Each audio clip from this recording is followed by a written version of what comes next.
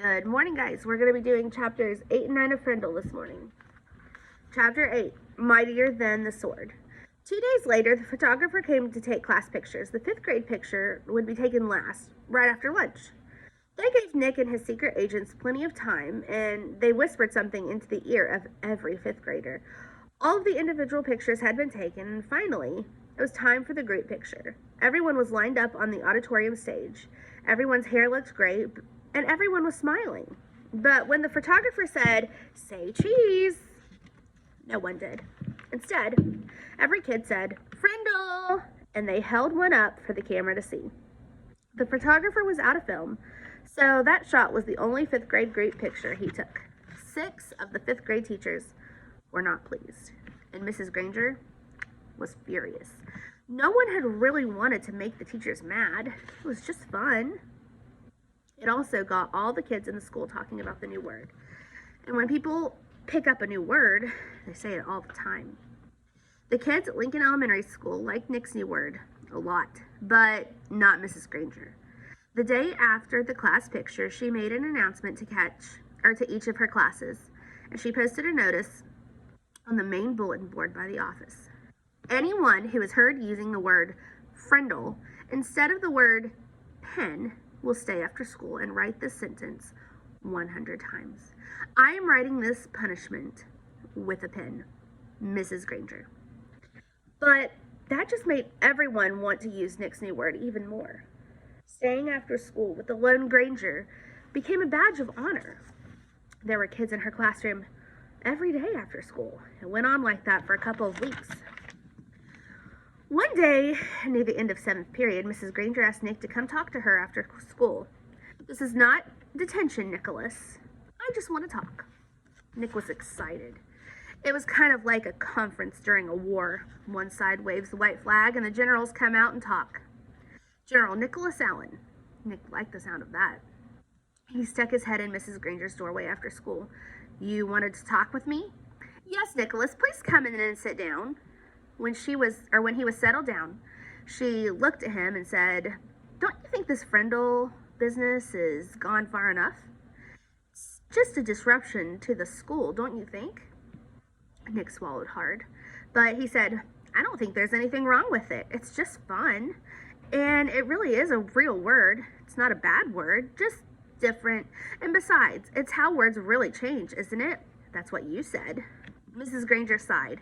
"It is how a word could be made up brand new, I suppose, but the word pen, should it really be replaced by that other word?" The word pen has a long, rich history. It comes from the Latin word for feather, penna. It started to become our word, pen, because quills made from feathers were some of the first writing tools ever made. It's a word that comes from somewhere. It makes sense, Nicholas. "But Frindle makes just as much sense to me," said Nick. And after all, didn't somebody just make up the word penna too? That got a spark from Mrs. Granger's eyes. But all she said was, "Then you are not going to stop this?" And Nick looked right into her eyes and said, "Well, a bunch of my friends and I took an oath about using the word, and we have to keep our promise. And besides, I don't think there's anything wrong with it. I like my word." Nick tried to look brave, like a good general should. "Very well then, I thought it would end up this way." Mrs. Granger pulled a fat white envelope from her desk drawer and held it up. "This is a letter I've written to you, Nicholas." Nick held out his hand, thinking she was going to give it to him, but she didn't. "I'm not going to send it to you until all of this is over. I want you to sign your name and put the date across the back of the envelope. When you read it, whenever that may be, you will know this is the same letter and that I have not made any changes to it." "This is weird," Nick said to himself, but to Mrs. Granger he said, "Sure," and he sighed and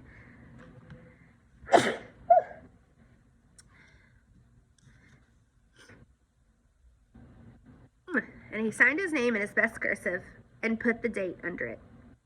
Then Mrs. Granger stood up abruptly and said, "Then that's all for today, Nicholas," and made the best word win. There was a frown on her face, but her eyes were different, almost happy. and Nick was halfway down the hall before it hit him. She likes this war, and she wants to win real bad. Walking to school the next day, Pete had a great idea. How about we see if we can get every kid in the whole 5th grade to go up and ask Mrs. Granger, "Can I borrow a friendle?" "You mean, Mrs. Granger, may I borrow a friendle?" said Dave. "Gotta use good grammar. Don't want to upset dangerous Grangeress." "Sounds good to me," said Nick. "She can't keep everyone after school, can she?" Almost 80 kids stayed after school with Mrs. Granger that day. They filled her room and spilled out into the hallway. The principal had to stay late to help, and they had to arrange 2 special buses to get all the kids home. The next day, after, all the 5th graders did it again, and so did a lot of other students. Over 200 kids. Parents called to complain. The school bus drivers threatened to go on strike, and then the school board and the superintendent got involved. And about this time, the principal of Lincoln Elementary School paid a little visit to the home of Mr. and Mrs. Allen. She wanted to talk to them about their son, the one in 5th grade, the one named Nick. Chapter 9, Chess. Mrs. Margaret Chatham had been principal of Lincoln Elementary School for 18 years. She knew Mr. and Mrs. Allen because they had all served together on the building committee when the old Lincoln School was torn down and the new one was built 6 years ago. When she telephoned on the afternoon of October 1st to set up the meeting, Mrs. Chatham had asked Nick to be there too. It was 6:30 when she knocked, and Nick opened the door. "Good evening, Nick," she said. No smile. "Hi, Mrs. Chatham," said Nick, backing away as she filled the doorway. She was a large person, as tall as Nick's dad, with wide shoulders. Nick guessed she would play linebacker on a football team because that's what his dad had played in college.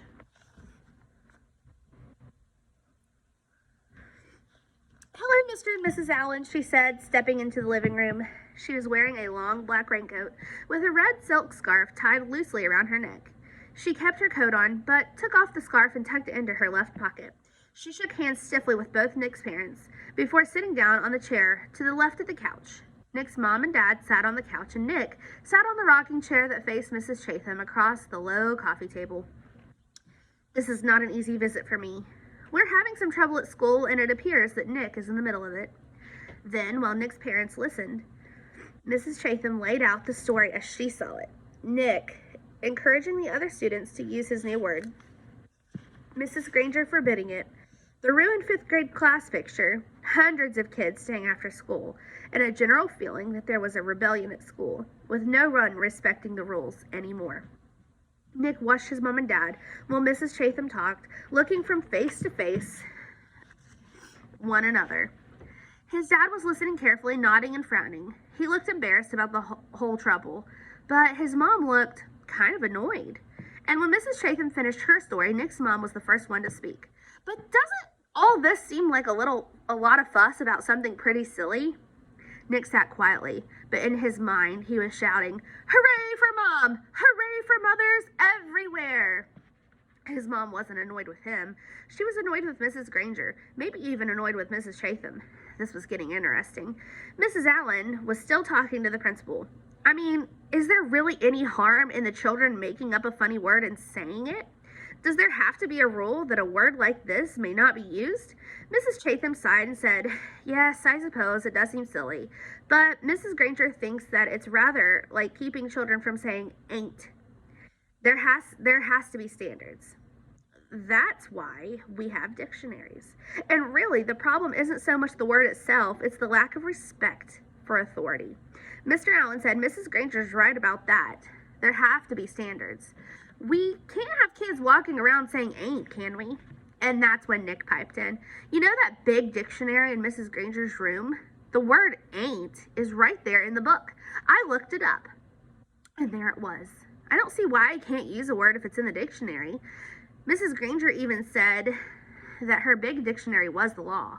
Nick looked from face to face. That stumped them all. He had just launched a first-class thought grenade. "Well, yes, but..." "Well, as I said, the word ain't, and even the word friendle, these are not the real issue here," said Mrs. Chatham. Mrs. Allen said, "Well, I think the real issue is Mrs. Granger's reaction to a harmless little experiment with language." It's an overreaction. Don't you think so, Tom? And Mrs. Allen looked at her husband. It was Mr. Allen's turn to look from face to face. He was lost. Yes, well, sure, I guess so. I mean, it's not like anybody's been hurt. I mean, it's not like vandalism or stealing something like that. His sentence trailed off, and he rubbed his chin and stared thoughtfully through the window on the wall behind Mrs. Chatham. And while... Hold on, I lost my thought. And while the three grown-ups sat there in an uncomfortable moment of silence, Nick had a sudden vision of what was really going on here. It was a chess game. Nick against Mrs. Granger, and Mrs. Granger had just tried to end the game by using her queen. Mrs. Chatham in her black raincoat, the Black Queen.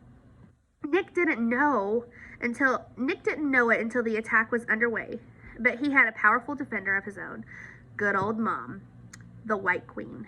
And the game was not over. It would go on until there was a winner and a loser. Mrs. Chatham didn't stay much longer.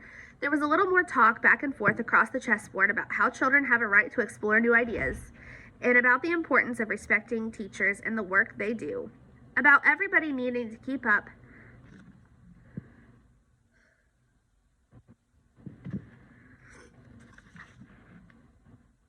Goodness, I thought I was going to sneeze. I'm sorry. Where were we? About everybody needing to keep up standards and make school a safe place to learn. Then Mr. Allen offered Mrs. Chatham some coffee and banana bread, but she said, "No thanks, I really must be going now." She thanked Nick's parents, and they thanked her.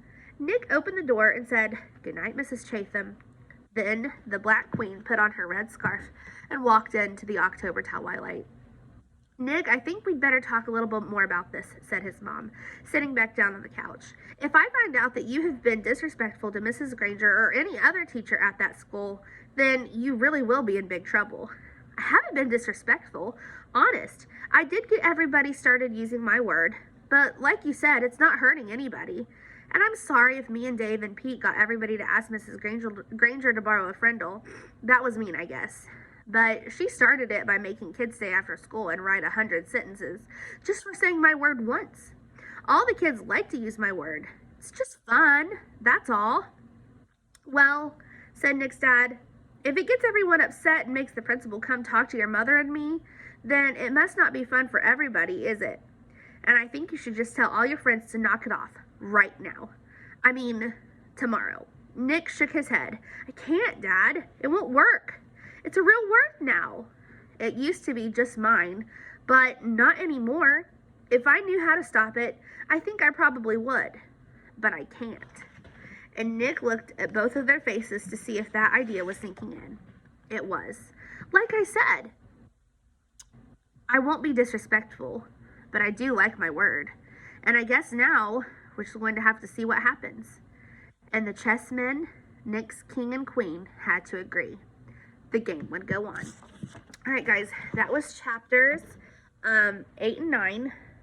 And your question for the day is, would you rather visit the International Space Station for a week or stay in an underwater hotel for a week?